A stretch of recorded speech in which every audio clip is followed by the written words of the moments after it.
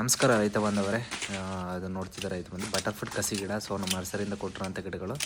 So last ನಮ್ಮದು 2 ಇಯರ್ಸಿಂದ ಕೊಟ್ಟಿರೋಂಥ ಗಿಡಗಳು. So ಅದ್ಭುತವಾಗಿ ಬಂದಿದೆ, ಕಂಪ್ಲೀಟ್ ಆರ್ಗ್ಯಾನಿಕಲ್ ಮಾಡಿರೋಂಥದ್ದು. ಸೊ ಕಸಿ ಗಿಡ ನಾವೇ ಕೊಟ್ಟಿರೋಂಥ ಗಿಡಗಳು.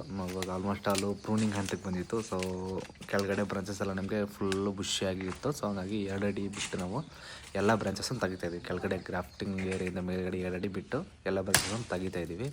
ಮತ್ತು ಕ್ಯಾನಪಿನೂ ಕೂಡ ಮೇಂಟೈನ್ ಮಾಡಬೇಕು. ಸೊ ನಮಗೆ ವೈಡಾಗಿ ಸ್ಪ್ರೆಡ್ ಆಗೋದ್ರಿಂದ ಗಿಡ ಅಷ್ಟು ನೀಟಾಗಿ ಸ್ಟ್ರೆಂತ್ ಬರೋಲ್ಲ. ಮತ್ತು ನಾವು ನೋಡ್ಬೋದು ಸೈಡ್ ಬ್ರಾಂಚಲ್ಲಿ ನೀಟಾಗಿ ನಾವು ಪ್ರೂನಿಂಗ್ ಮಾಡ್ಕೊಳ್ತಾ ಇದ್ದೀವಿ. ಸೊ ಇವತ್ತು ಆಲ್ಮೋಸ್ಟ್ ಅಲ್ಲಿ ಪ್ರೂನಿಂಗ್ ವರ್ಕ್ ಇತ್ತು.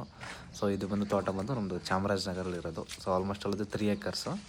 ಟೋಟಲ್ 650 ಪ್ಲ್ಯಾಂಟ್ಸ್ ಇದೆ ನಮಗೆಲ್ಲ. ನೋಡಿ ಕೆಳಗಡೆ ಎಲ್ಲ ಪ್ರೂನಿಂಗ್ ಅದೆಲ್ಲ ಮಾಡಬೇಕು. ಆ್ಯಕ್ಚುಲಿ 2 ಫೀಟ್ ಯಾವುದೇ ಕಸಿ ಗಿಡ ಬಂದ್ರೂ ನೀಟಾಗಿ 2 ಅಡಿ ಬಿಟ್ಟು ನಾವು ಪ್ರೂನಿಂಗ್ ಮಾಡ್ಕೊಳ್ಬೇಕು. ಯಾಕಂದರೆ ನೀಟಾಗಿ ಅಂಟಿಲ್ ಸ್ಟೆಬಿಲಿಟಿ ಆಗುತ್ತೆ ಸ್ಟೆಮ್ ಸೈಜು. ನಾವು ನೀಟಾಗಿ ಪ್ರೂನಿಂಗ್ ಮಾಡದೇ ಇದ್ದರೆ, ಇಲ್ಲ ಅಂದರೆ ಗಿಡ ಬೇಗ ಸ್ಟ್ರೆಂತ್ ಆಗೋದಿಲ್ಲ.